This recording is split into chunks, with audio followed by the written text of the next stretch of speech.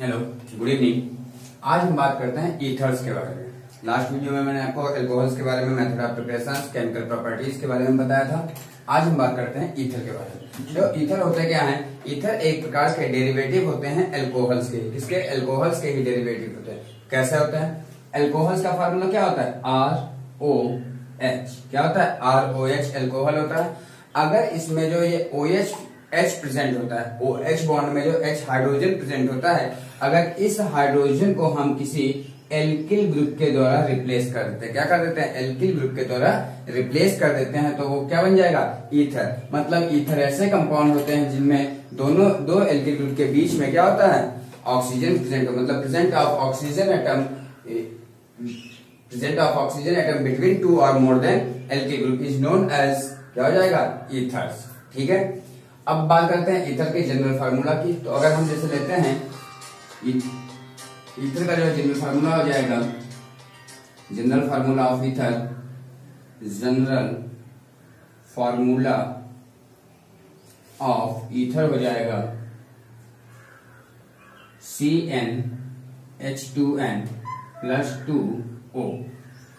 CnH2n plus 2O।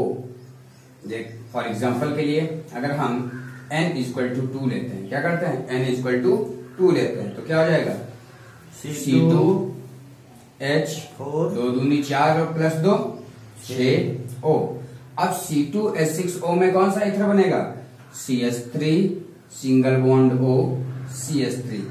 अब ether के दोनों ओर क्या है? मेथिल ग्रुप लगा हुआ है, तो इसका नाम हो जाएगा dimethyl ether. Dimethyl ether. ठीक है। इसकी बात हम नॉमेनक्लेचर में करेंगे, लेकिन ईथर का जनरल फार्मूला हो जाएगा, क्या हो जाएगा? CnH2n प्लस 2 और O। ठीक है। इस तरह से एग्जांपल्स देख सकते हैं। अब उसके बाद हम बात करते हैं ईथर्स के नॉमेनक्लेचर की। किसकी बात करते हैं? ईथर के नॉमेनक्लेचर की।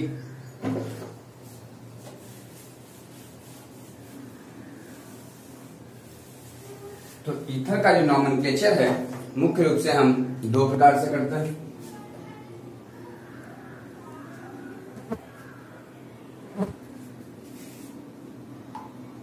Common system and IUPAC system. इन दो प्रकार से जो है कॉमन सिस्टम और IUPAC सिस्टम के आधार पर जो है क्या किया जाता है? ईथर का नॉमेनक्लेचर किया जाता है। ठीक है। यहाँ पे हम आगे लिख देते हैं नॉमेनक्लेचर ऑफ ईथर। ठीक है। Nomenclature of ether. ठीक है। ईथर का नॉमेनक्लेचर है। अब पहले हम बात करेंगे किसकी? कॉमन सिस्टम में। ठीक है। तो कॉमन सिस्टम में हम देखेंगे कि जो ईथर है, सपोज एग्जांपल हम लेते हैं सीधे CH3O CH3। क्या लेंगे? CH3O CH3। तो कॉमन सिस्टम में हमें एक बात याद रखेंगे कि जो एल्किल ग्रुप के दोनों ओर हमारे क्या हैं? सॉरी, ऑक्सीजन के दोनों ओर जो एल्किल ग्रुप लगे होते हैं, उन्हीं आधार पे हम उनका क्या करेंगे? नॉमेनक्लेचर करेंगे। फॉर एग्जांपल दोनों तरफ क्या लगे हुए हैं? मेथिल लगा हुआ है, तो डाई मेथिल ईथर। क्या हो जाएगा? Dimethyl ether. ठीक है। अब सपोज दैट क्या दिया है? अगर दूसरा एग्जांपल हम ले लेते हैं C2H5O CH3। अब इसका नाम कैसे लिखेंगे? एक तरफ C2H5 है, दूसरी तरफ CH3 है, तो इसके लिए एथिल, इसके लिए मेथिल। तो अल्फाबेटिकली क्या आएगा? E पहले आएगा। नाम हो जाएगा एथिल मेथिल ईथर। क्या हो जाएगा? Ethyl methyl ether. Next example C3H7O C2H5। C3H7 के लिए प्रोपिल, C2H5 के लिए एथिल, तो क्या हो जाएगा? Ethyl propyl ether. तो इस प्रकार से किसी भी ईथर का हम कॉमन नेम लिख सकते हैं। ठीक है। अब उसके बाद हम बात करते हैं IUPAC नेम में। तो IUPAC नेम में हम याद रखेंगे कि IUPAC नेम में इसकी सफिक्स के लिए हम ऑक्सी लगाते हैं। क्या लगाते हैं सफिक्स के लिए? ऑक्सी। ठीक है। और ऑक्सी हमेशा उस चेन में लगेगा जैसे क्या दोनों तरफ एल्किल ग्रुप प्रेजेंट होते हैं, जिस एल्किल ग्रुप की जो है नंबर ऑफ कार्बन्स लो होंगे उसमें हम ऑक्सी लगाएंगे। फॉर एग्जांपल के लिए अगर हम इसमें लेते हैं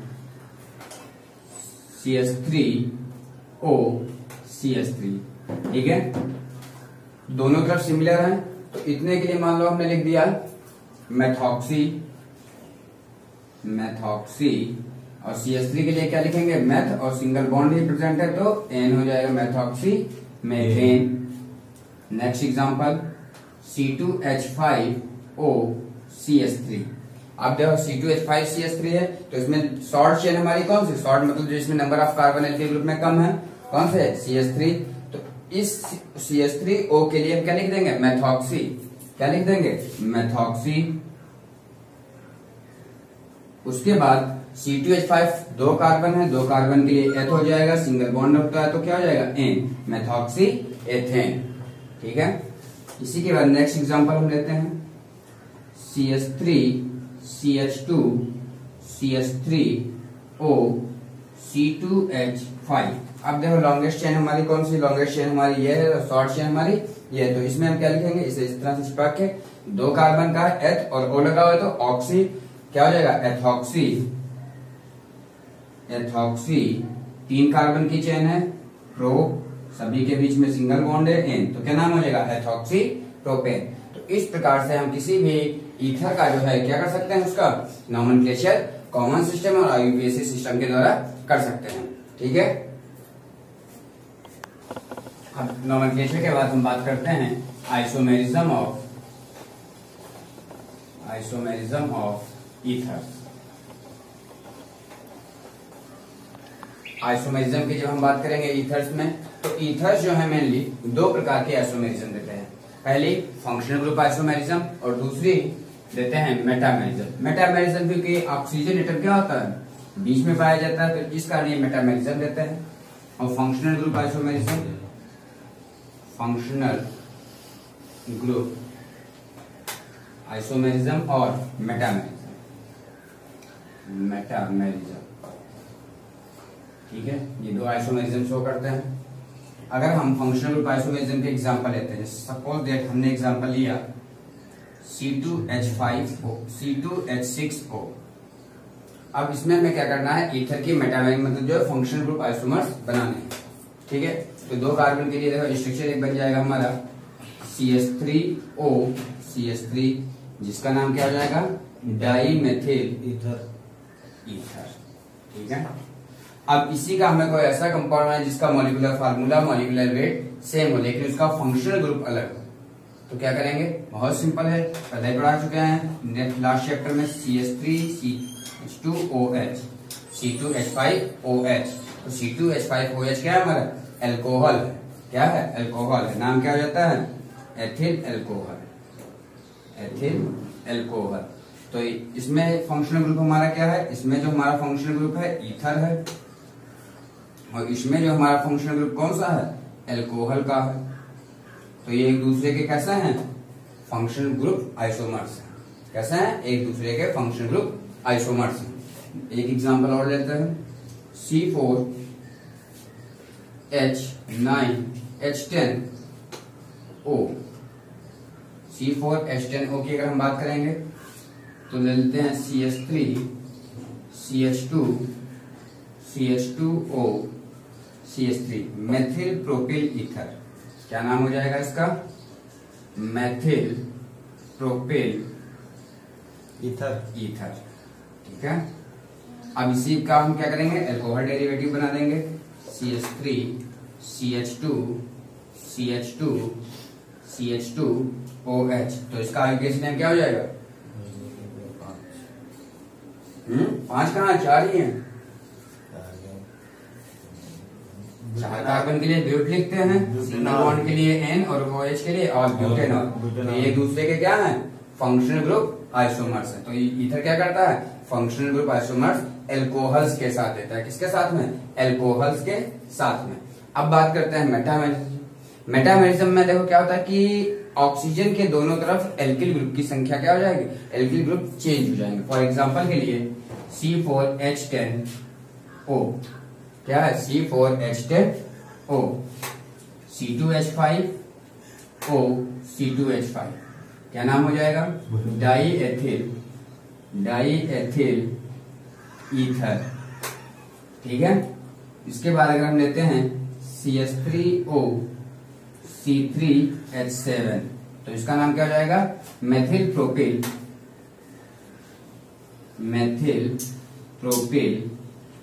ईथर। ये दोनों एक दूसरे के क्या है, मेटामेरिज्म है। क्यों है, क्योंकि इधर ऑक्सीजन की तरफ 2 कार्बन की संख्या, इधर 3 और 1 कार्बन की, लेकिन एक दूसरे के क्या है, इनके नाम क्या है, चेंज है। इस कारण एक दूसरे के क्या है, मेटामेरिज्म होते हैं। मेटामेरिज्म को हिंदी में मध्याव्यवस्था बोलते हैं। क्या बोलते हैं, मध्याव्यवस्था। नेक्स्ट बात करते हैं हम method of preparation of ether. Method of preparation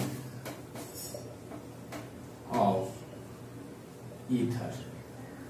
ठीक है, method of preparation of ethers की जब हम बात करेंगे तो फर्स्ट इक्वेशन हम लेते हैं बाय डिहाइड्रेशन ऑफ एल्कोहल।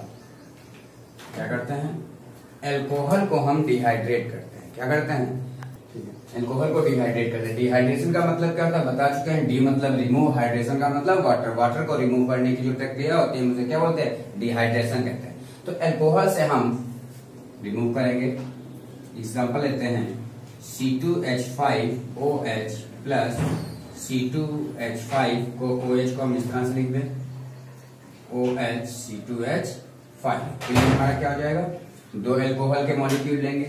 अगर हम प्रेजेंस लेते हैं एल्मिना की, किसकी लेते हैं, एल्मिना की, तो टेम्परेचर हमें 350 डिग्री सेंटीग्रेड रखना होगा। और अगर हम प्रेजेंस लेते हैं कंसंट्रेट सल्फ्यूरिक एसिड की, इसे इस तरह से दिखा दो, 350 इसके साथ में रहेगा। और अगर हम कंसंट्रेट सल्फ्यूरिक एसिड लेते हैं, क्या लेते हैं, कंसंट्रेट सल्फ्यूरिक, तो टेम्परेचर रहेगा 140 डिग्री सेंटीग्रेड। ठीक है, तो यहां से क्या करेंगे, हम OH मॉलिक्यूल को रिमूव कर देंगे, यहां से हाइड्रोजन को हम रिमूव कर देंगे। इन दोनों को रिमूव करने के बाद क्या होगा, वाटर रिमूव हो जाएगा। तो C2H5O से क्या जुड़ जाएगा, इधर वाला C2H5 प्लस H2O, और क्या बना देगा, डाई एथिल ईथर। इसका फॉर्मेशन हो जाएगा, डाई एथिल ईथर का फॉर्मेशन हो जाएगा। तो अगर हम इसके लिखेंगे इक्वेशन में कि dehydration of alcohol in the presence of alumina, sorry alumina का फार्मूला गलत लिख दिया है, alumina in the at the temperature of 350 degree centigrade to form diethyl ether and water. ठीक है, अगर सल्फ्यूरिक एसिड लिख दो, एल्मिना के स्थान पर क्या करते हैं, concentrate sulphuric acid at temperature of 140 degree centigrade. Next equation रहेगी हमारी Williamson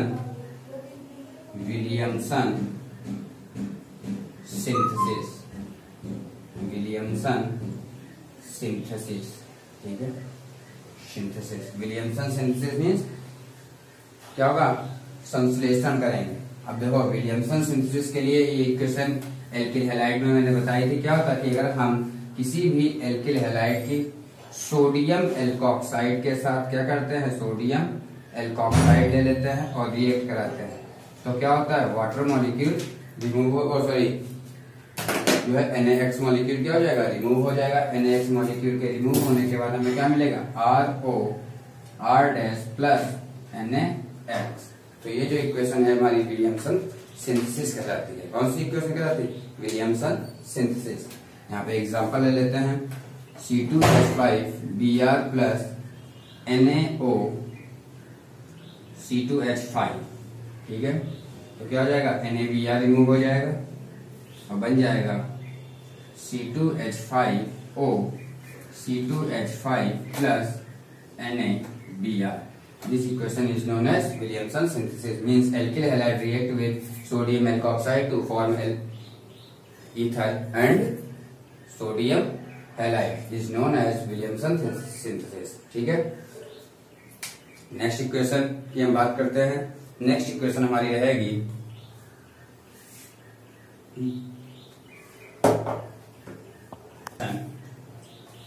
by heating of heating of alkyl halide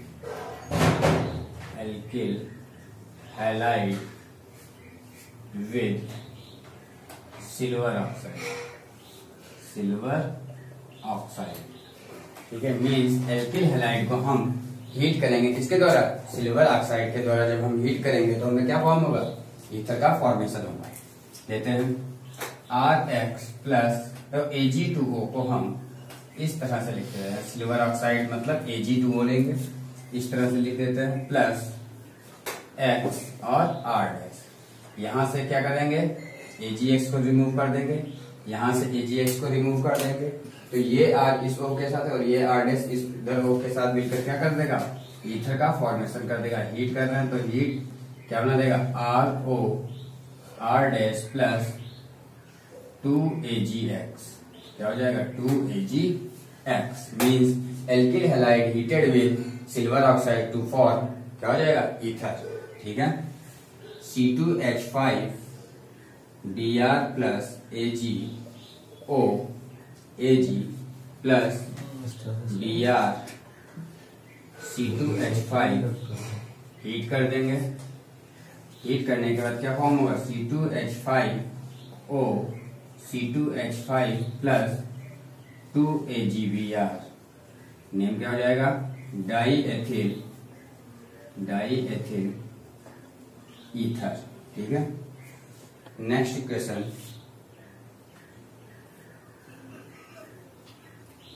from alkene alkenes के द्वारा देखो कैसे फॉर्म करेंगे। हम एल्कीन ले लेते हैं मिनिमम कार्बन की, CH2 डबल बॉन्ड, CH2 नाम होता है एथिलीन, क्या होता है एथिलीन। ठीक है, प्लस एल्कोहल को ऐड कराएंगे इसमें, H single bond O C2H5, ये वाला बॉन्ड इधर ब्लू आ जाएगा। अब इन दोनों में हम बॉन्ड को किधर भी ब्रेक करा सकते हैं, इधर ब्रेक करा दिया, आ गया निगेटिव, इसके ऊपर आ जाएगा, ये H का प्लस उठ के किससे CH2 के साथ जुड़ जाएगा, क्या बना देगा, CH3 में ये कन्वर्ट हो जाएगा।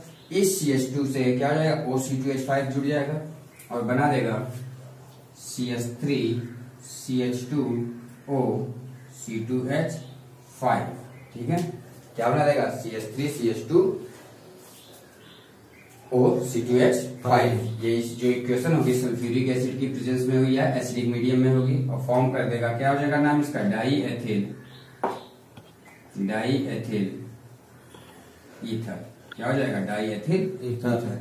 ठीक है, तो अगर किसी भी एल्कीन में हम अल्कोहल को ऐड कराते हैं इन the presence of sulphuric acid, तो क्या फॉर्म करता है, डाई एथिल ईथर का फॉर्मेशन करता है। ठीक है, next from Grignard agent,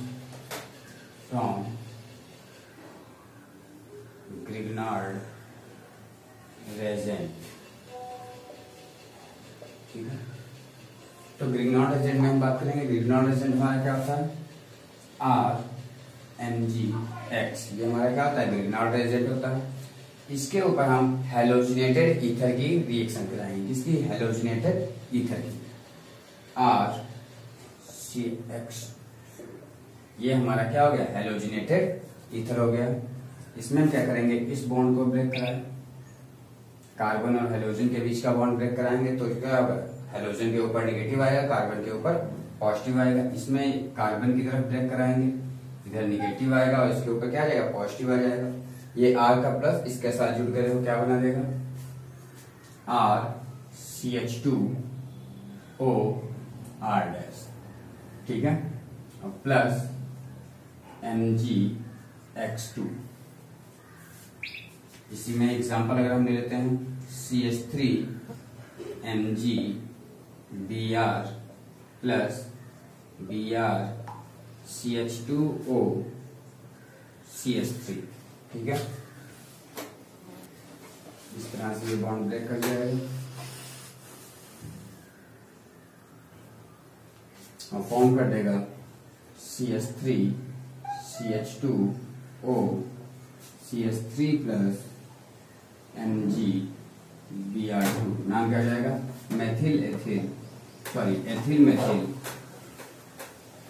ethyl methyl ether.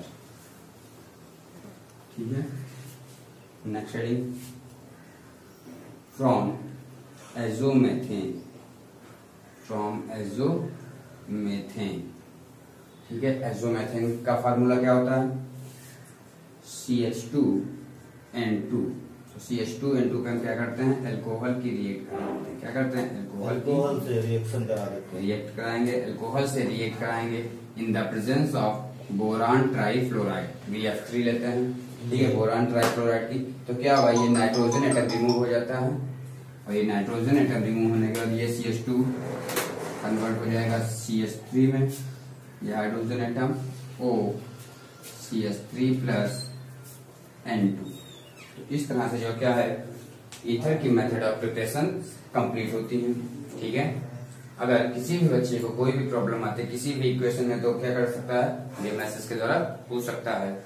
और अगर आप लोगों को मेरा वीडियो अच्छा लगता है तो उसे सब्सक्राइब करें, लाइक करें, और जो है ज्यादा से ज्यादा शेयर करने की कोशिश करें। धन्यवाद।